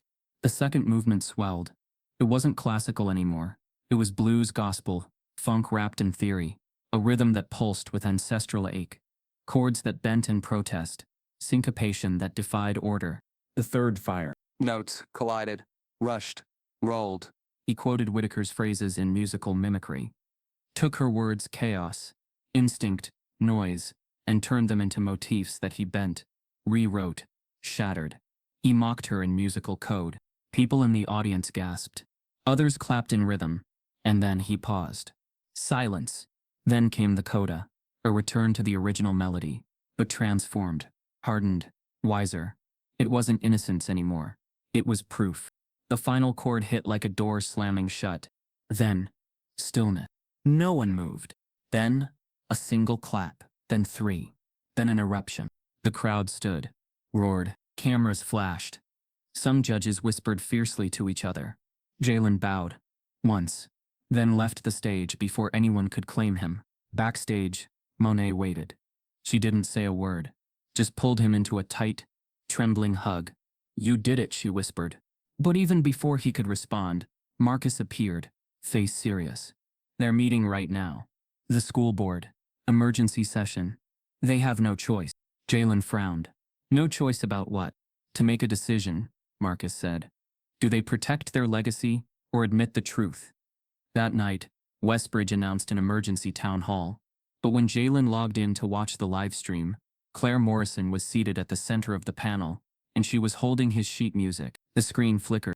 Jalen leaned forward on his laptop, watching the Westbridge Emergency Town Hall broadcast stream, with narrowed eyes. There, seated at the center of the long oak panel, framed by the gold-trimmed Westbridge crest, was Claire Morrison. She didn't look shaken. She didn't look apologetic. She looked smug. And in her lap, held like a trophy, was a folded stack of papers, aged at the corners, with faint creases. Jalen recognized immediately. His sheet music. His original composition. The very copy that had been missing the morning of the state finals. She unfolded one page slowly, held it up to the camera for a moment, as the moderator droned about healing and rebuilding institutional trust. She waited until the final public comment was read. Then she spoke. "I believe there's been some misunderstanding," she said smoothly. "The score in question was not removed. It was temporarily relocated for archival review after concerns about authorship were raised." Gasps and murmurs filled the chat window. Jalen sat in stunned silence, his fists clenched. Claire continued, carefully emphasizing each word. "There were anonymous inquiries about whether Mr. Porter's submission was entirely his own work. Given the timing, our team felt it appropriate to hold the score for authentication." The room didn't erupt. It didn't need to. Because everyone watching understood exactly what she was doing. Casting doubt. Not directly accusing, just suggesting. That same old tactic, racism behind a wall of formality. Disguised as caution, dressed in decorum. Jalen slammed the laptop shut. He couldn't listen anymore. He couldn't fight this battle with emails and explanations. He had to do what they feared most. Play. But not like before. Not to meet standards. Not even to challenge them. He had to destroy them. That night in the empty rehearsal hall where Monet had once taught him to break rules with sound, Jalen made a decision. He would play blindfolded. Not for spectacle, but to silence the last excuse. They said he relied on emotion. That he couldn't read. That he couldn't focus. That his instincts made him sloppy. He would show them. That he didn't just feel music. He commanded it. When he told Monet his plan, she didn't flinch. She simply handed him a long black strip of fabric and whispered, "Then make them hear what they can't see." The day of the state finals, the venue buzzed with anticipation. News had spread. Jalen Porter, the wild card, the viral sensation, the kid who had been erased and resurrected, was performing last. A strategic decision by the board. Too much backlash to remove him. Too much pressure to ignore him. But they still didn't believe he could win. He arrived alone. No blazer, no badge, no fanfare. Just a plain black button-down, slacks and a small folded cloth in his pocket. He walked the length of the corridor behind the stage without looking back. Every step he took, deliberate, every breath centered. Backstage, a judge approached him. the same one who once refused to shake his hand. Now he nodded stiffly. Your name's been cleared. Jalen didn't answer. He already knew what came next. The announcer stepped forward on stage. And now, closing this year's finals, representing himself, Mr. Jalen Porter. Applause rose, but mixed in was silence, uncertainty. Would he cave? Would he stumble? Would he play it all? Jalen walked to the piano under full light. And before he sat, he pulled out the black cloth, folded it once, then tied it around his eyes. A gasp moved through the crowd like wind. Judges looked at one another, but no one stopped him. He sat, hands in his lap, still. Then he raised his fingers and began. What came out of that piano was not a piece. It was a history of stolen credits, of sabotaged dreams, of teachers who asked for talent but punished its shape. It began slow, a spiritual, haunting chord progression twisted into classical phrasing. His right hand danced through arpeggios, while the left grounded each phrase with dissonant, sharp bass notes that refused to resolve. He played with absolute precision, each phrase bending like breath, each pause purposeful. He couldn't see the keys, but he didn't need to. They lived in his hands now, embedded through grief, rage, and hours spent underground, where no conservatory dared follow. Halfway through, the tempo shifted violently. Suddenly, but not soft, explosive. Ragtime bursts spun into freeform runs, a syncopated riot that defied tempo. One judge leaned forward, another set down his pen. Then came the silence. Jalen froze, mid-note, his left hand suspended, the pedal still pressed. No one moved. Then in a moment, no one could have predicted, he sang. A single note, low, unsteady, but raw. He sang one line. They said I was lucky, but I never needed luck, and returned to the keys, seamlessly, finishing the piece with a final flourish that echoed the opening motif, but slowed to a crawl. A requiem, not just for himself, but for every student silenced before they could ever be heard. He finished. Hands fell to his sides. He stood, untied the blindfold, faced the crowd, and bowed. At first, nothing, just silence. Then thunder, a standing ovation, louder than the opening ceremony. People clapped like they were trying to summon justice. Phones lit up, judges whispered frantically. The announcer didn't even wait. He returned to the stage and said with no script, that was unforgettable. Backstage, Jalen exhaled once. Monet met him at the door, eyes glassy. She didn't hug him. She didn't say, I'm proud. She just said you made them see it. That night, the competition's official page posted a single sentence. For the first time in the program's history, a wildcard entrant has received unanimous first-place votes. But Jalen didn't celebrate. He knew what came next. Reckoning. Because when institutions are forced to applaud what they once tried to destroy, they retaliate in quieter ways. And he could already feel the shift. As Jalen walked off stage and checked his phone, he saw a new headline trending. Claire Morrison claims co-writer credit on Porter's winning piece, files composer rights infringement claim. The headline hit Jalen's phone screen like a punch to the chest. Claire Morrison fails co-authorship claim on award-winning composition. Subhead, Westbridge Sr. says she co-developed themes and structure with Porter prior to recital disqualification. He read it again, and again, then again. He didn't blink, didn't even exhale. Across town, in a velvet-seated gala hall, where donors were still sipping champagne over his historic performance, the air shifted, not from applause, but from confusion. Whispers rose, faces turned. A few eyes flicked toward him like they were already rewriting the story. It had begun. The last weapon, discredit by assimilation. He wasn't being erased now. He was being absorbed. Later that night, Jalen sat on the edge of his bed, scrolling through comments. Wait, she helped write it. I thought she said he plagiarized. So was it a collab or theft? Why didn't she play it then? Some tried to defend him, but others, fed by uncertainty and racism masked as skepticism, leaned in hard. No one that age composes like that alone. Be real. It's impressive, but maybe too impressive. Jalen stared at the screen until it blurred. Then he opened Claire's email from earlier that week. You have two choices. Collaborate and we can damage control. Or go public and I'll ensure your errors are amplified. He'd laughed then, but it didn't feel funny now. He called Marcus. She's going public, Jalen said flatly. I know. She's saying she helped write it, that we worked on it together before I got suspended. Marcus was quiet. Then he said, "This is chess, Jalen. Not checkers. What's the move?" Marcus exhaled. "You don't play defense." Jalen waited. "You burn her board down." That night, Marcus met with Monet, Rhonda, and a friend from a legal advocacy group, specializing in arts copyright and institutional retaliation. They built a case, line by line. Then came the twist. An anonymous user, again, sent Jalen a second zip file, titled Whitakergate Final. Inside were 27 emails, all internal Westbridge faculty communications, some with timestamps from months ago, some just days old. In them, Ms. Whitaker said everything they suspected, and more. Email 1 to Principal Whiteley. Porter is unteachable, emotionally erratic, unwilling to follow structure. He'll either burn out or embarrass us. Email to Claire Morrison. If he submits anything with that improvised garbage, discredit it immediately. Say he copied elements from you. Don't worry, no one will question it. Email to Donor Liaison at Westbridge. I've been managing the Porter situation. The narrative we're shaping is bright but misguided. Can't handle pressure. Suggest a post-win scandal to contain damage.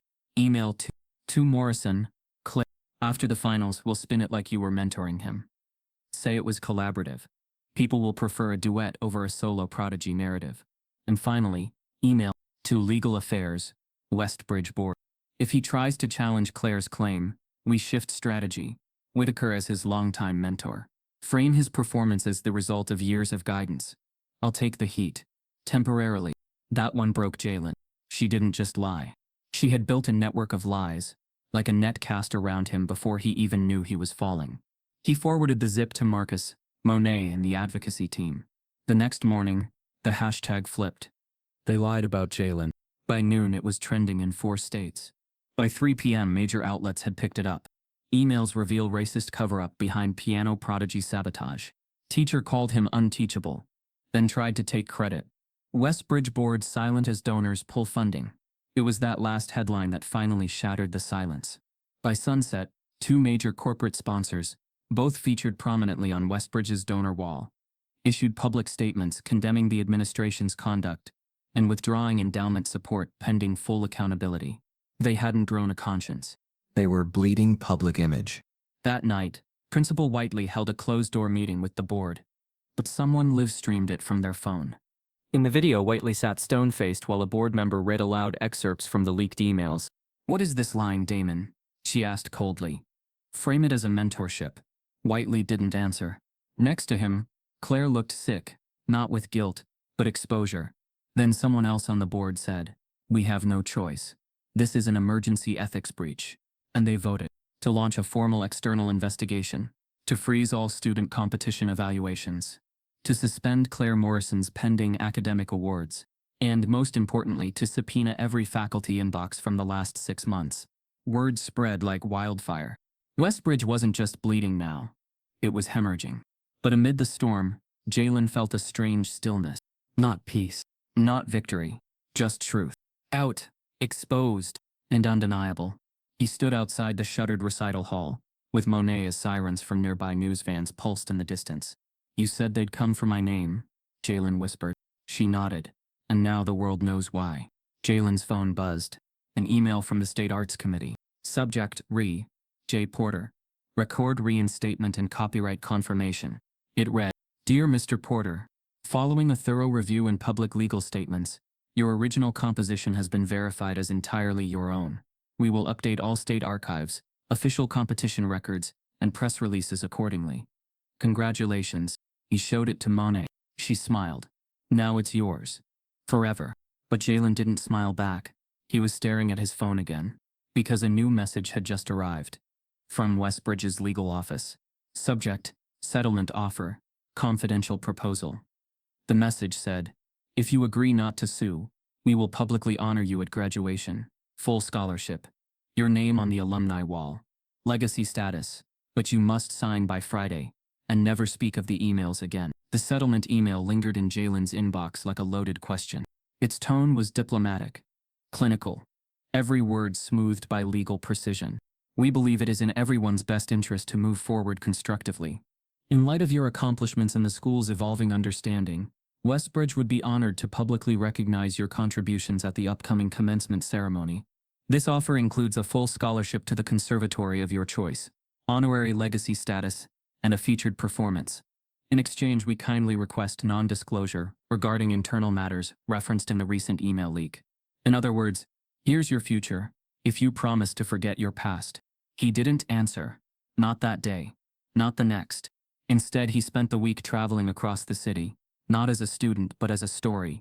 News outlets requested interviews. Music blogs reached out for features.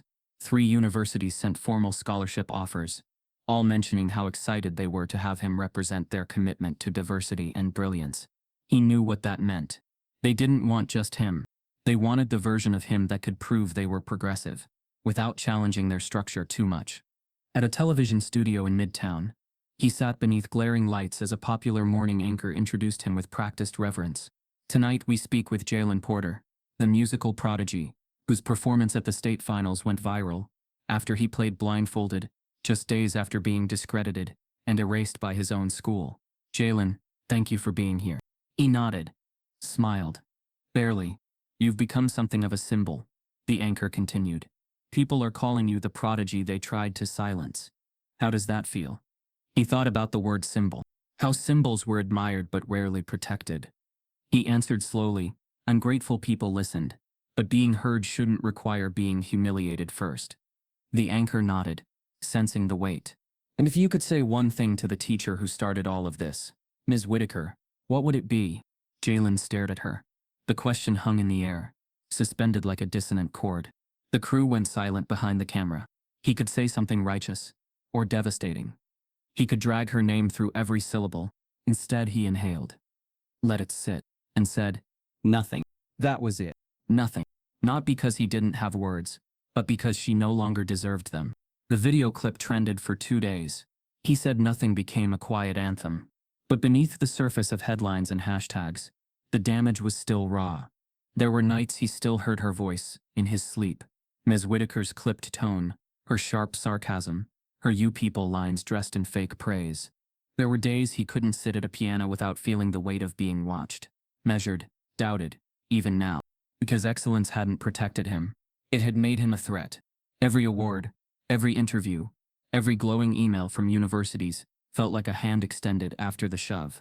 Even when Monet introduced him to one of her old mentors, a renowned black pianist who offered to coach him for his debut recital in Europe.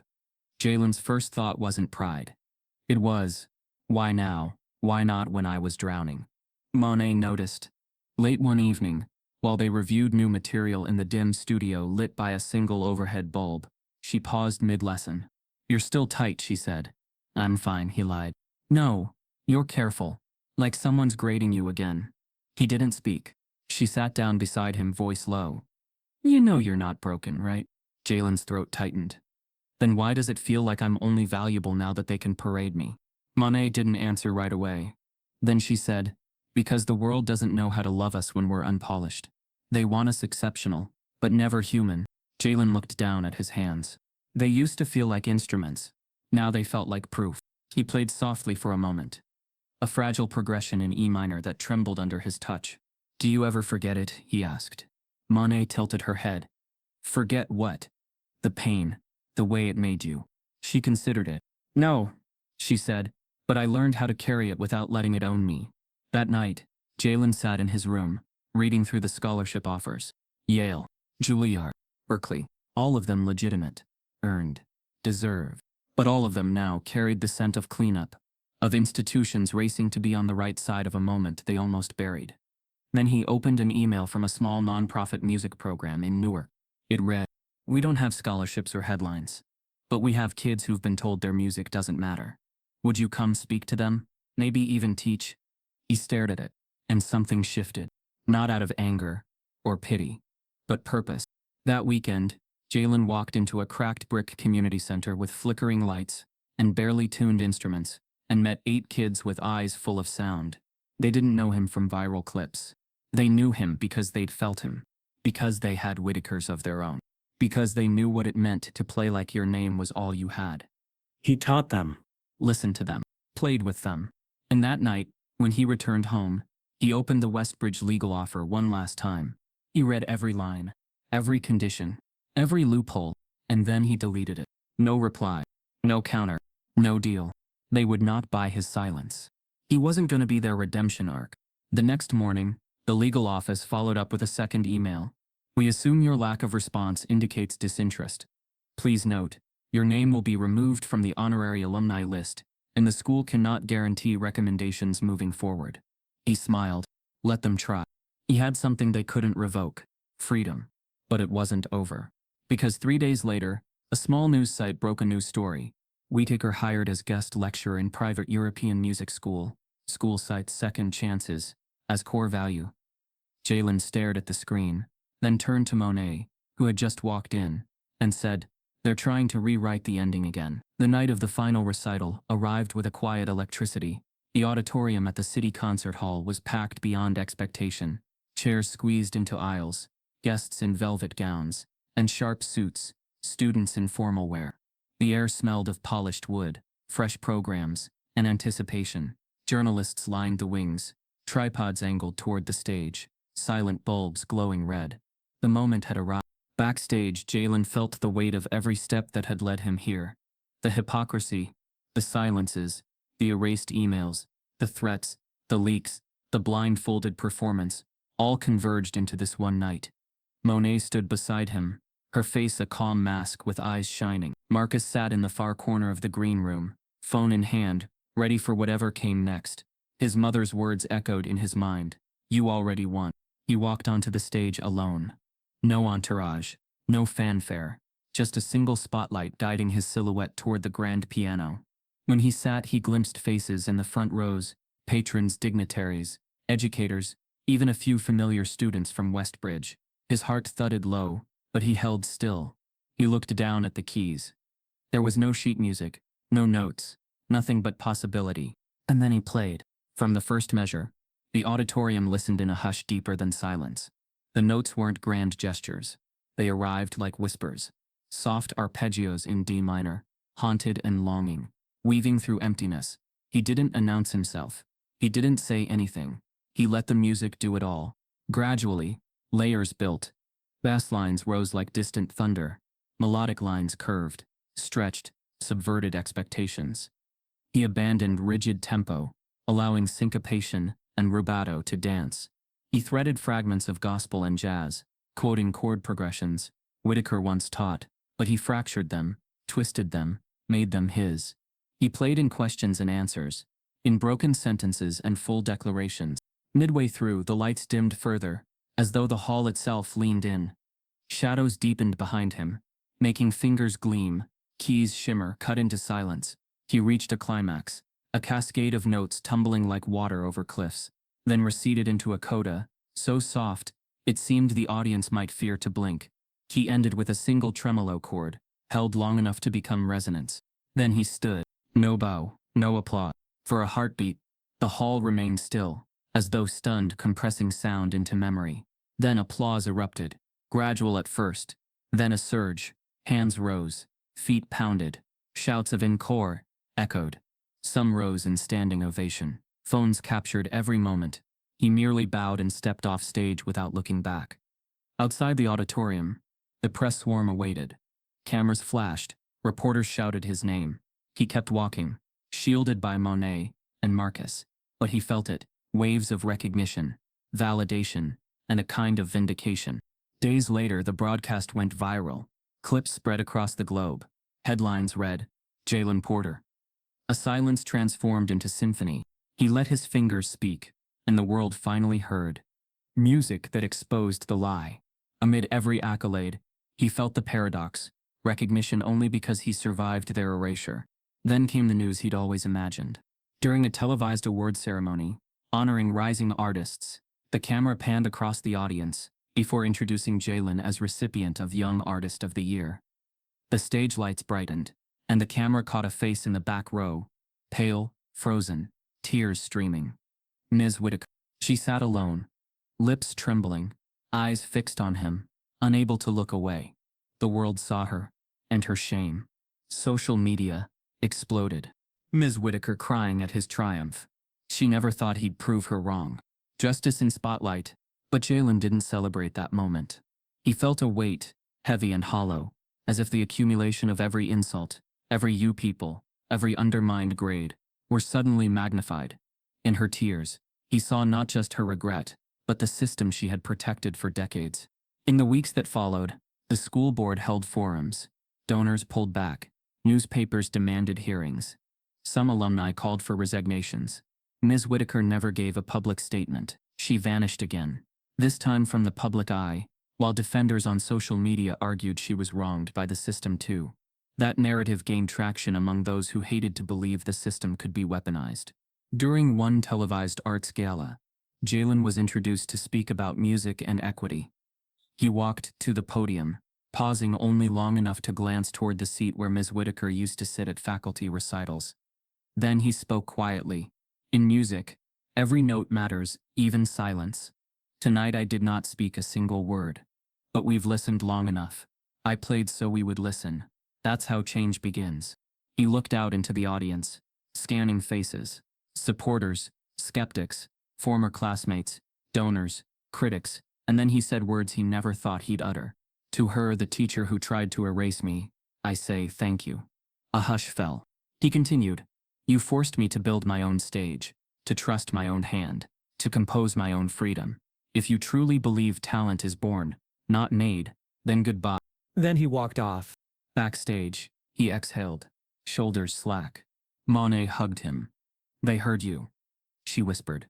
He nodded, exhausted. But in his head, his mind raced ahead, because he knew this wasn't the end. That night, someone left a package at his doorstep. No return address. He opened it. Inside, a single sheet of paper, written in bold, careful script. This is only the beginning. He looked up, phone buzzing, messages flooding, media demand rising.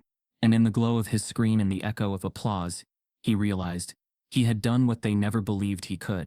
He had made them listen. Later, in his sleep, his phone buzzed again. A live stream notification. Westbridge board meeting. Vote to revoke Jalen's Wynn's lives. They called it protocol. He lived it as pain. This isn't just a story, it's someone's everyday reality. If you've ever felt silenced, profiled, or invisible, you already know the truth. Type yes if you believe in justice. Subscribe if this broke your heart.